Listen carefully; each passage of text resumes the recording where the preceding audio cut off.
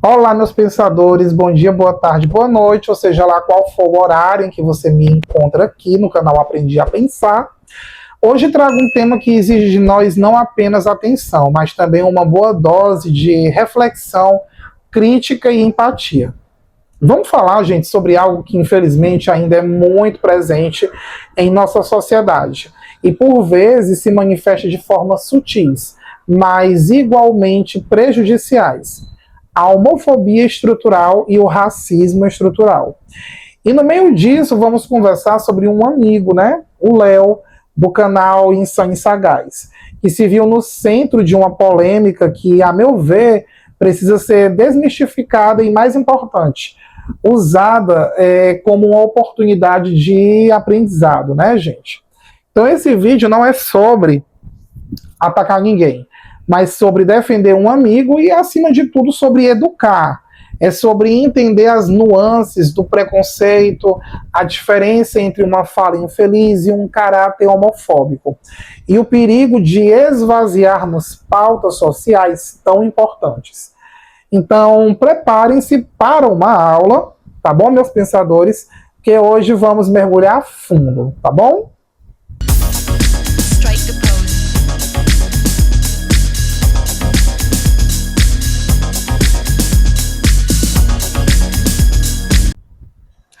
Recentemente, o Léo foi alvo de uma acusação de homofobia por parte de um criador de conteúdo, cujo nome eu prefiro não mencionar, pois eu não quero dar palco para quem busca apenas holofotes vazios. A acusação surgiu porque, em um determinado momento, o Léo repetiu uma palavra chamada gazela, que havia sido usada por outra pessoa para se referir a esse criador de conteúdo. E essa repetição foi o suficiente para que ele fosse taxado de homofóbico. Porém, pessoal, eu conheço o Léo, né? Eu converso com ele fora do YouTube, a gente troca ideias sobre política, sobre a plataforma, sobre a vida, e eu posso afirmar com toda certeza: o Léo pode ser muitas coisas, tá? Mas como ser humano, eu sei que ele não é uma pessoa homofóbica. E eu sei o que é homofobia. Eu conheço o cheiro da homofobia, gente, de longe. Inclusive, eu já fui vítima dela aqui nessa plataforma. E é por isso que me sinto no dever de vir aqui e falar sobre isso. Nossas conversas, né, elas são altamente ricas, são profundas. Ele é um cara que se permite questionar, né, que busca entender. E é justamente por essa proximidade que eu vejo que o que aconteceu com ele é um reflexo de algo muito maior e mais complexo do que uma simples intenção de ofender. O que aconteceu com o Léo é o que acontece com muitos de nós, todos os dias, né?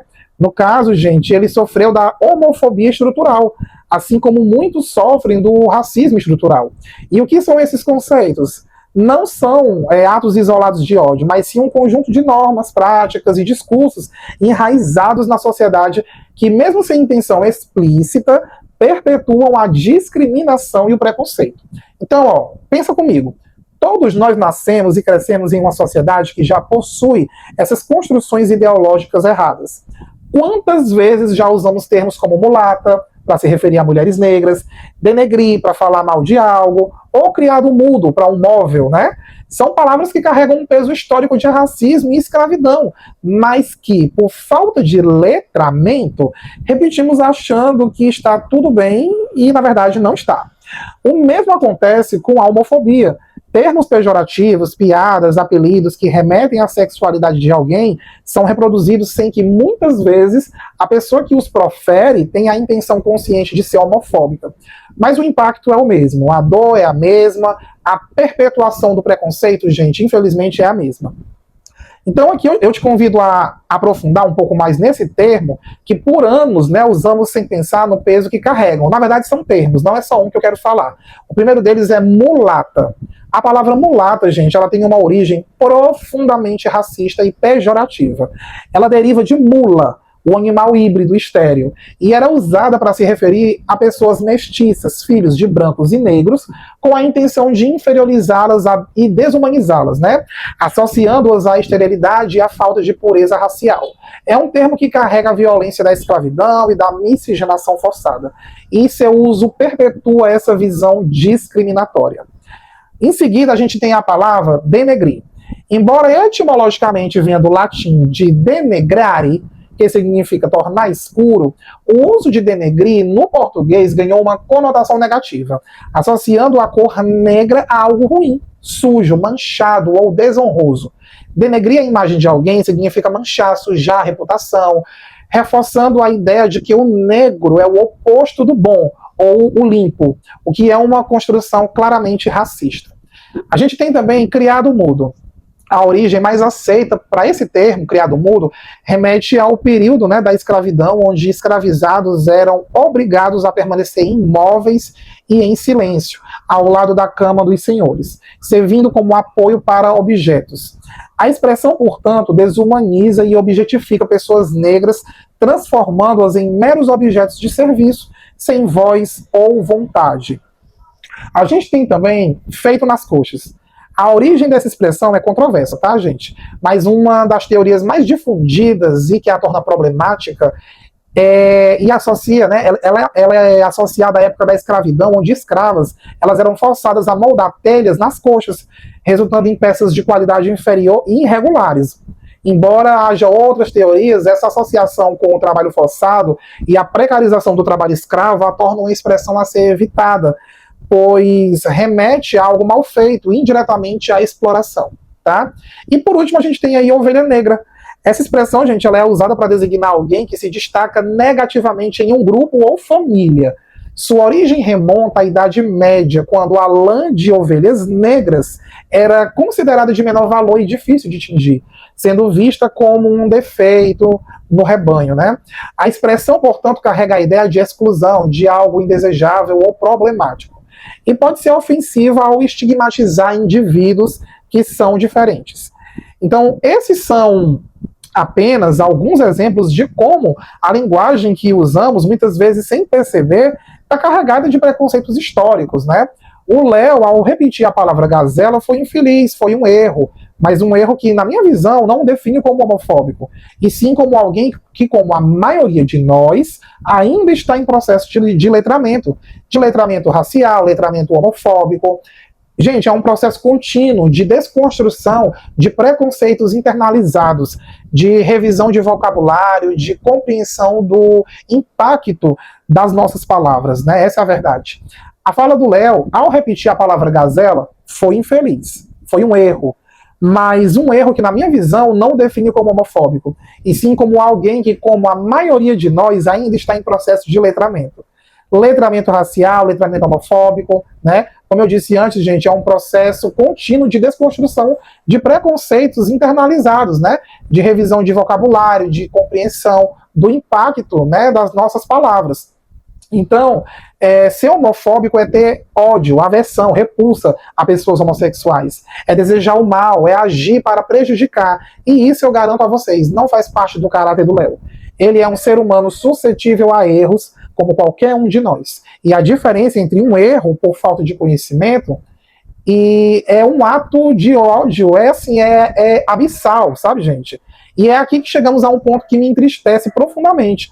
A pessoa que acusou o Léo de homofobia é, assim como eu, parte da comunidade LGBT. E certamente é uma pessoa com mais idade, né? Com mais de 40 anos, eu acredito. O que me leva a crer que já viveu e presenciou muitas lutas e preconceitos.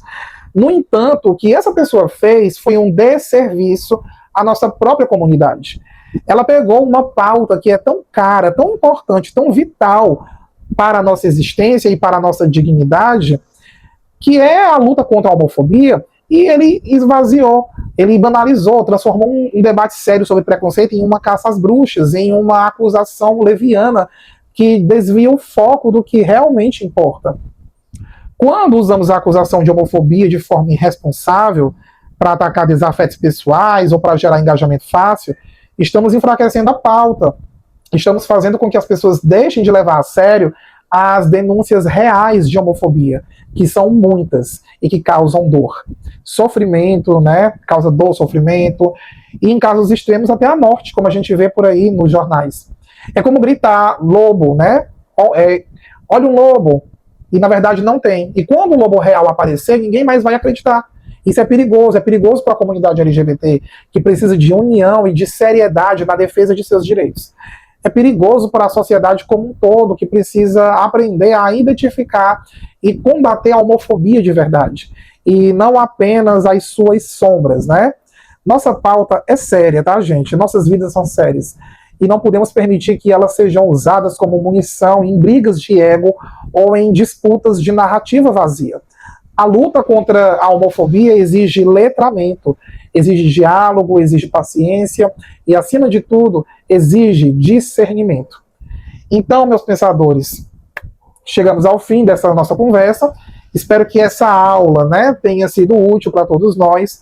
O objetivo aqui não foi passar a mão na cabeça de ninguém, mas sim trazer luz a um debate que muitas vezes é simplificado demais. O Léo errou? Sim, gente, ele errou. Você errou, tá, Léo? E como amigos, temos o dever de apontar o erro e de ajudar no processo de letramento. Mas ele não é homofóbico. Ele é um ser humano como eu, como você, suscetível a falhas, mas com um coração que eu conheço e que não carrega ódio, tá, gente? Então, que possamos usar esse episódio para refletir sobre nossas próprias falas, sobre nossos próprios preconceitos internalizados, que possamos buscar o letramento contínuo, a desconstrução de termos e conceitos problemáticos que por anos foram naturalizados em nossa sociedade.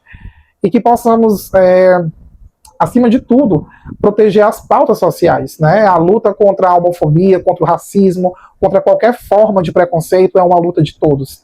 E ela exige seriedade, exige responsabilidade e exige que saibamos diferenciar um erro de letramento de um ato de ódio, tá, gente? Então, deixem seus comentários aqui embaixo, o que vocês pensam sobre homofobia estrutural. Vocês já se pegaram usando termos problemáticos sem saber? Eu não julgo, tá, gente? Eu já cometi esse erro. Então vamos conversar, vamos aprender juntos. Aqui no Aprendi a Pensar é um espaço para isso, né? Para a gente aprender, tá bom? Então, obrigado por estarem aqui, meus queridos pensadores. Um grande abraço, né? E até o próximo vídeo, tá bom? Beijo no coração. Tchau, tchau.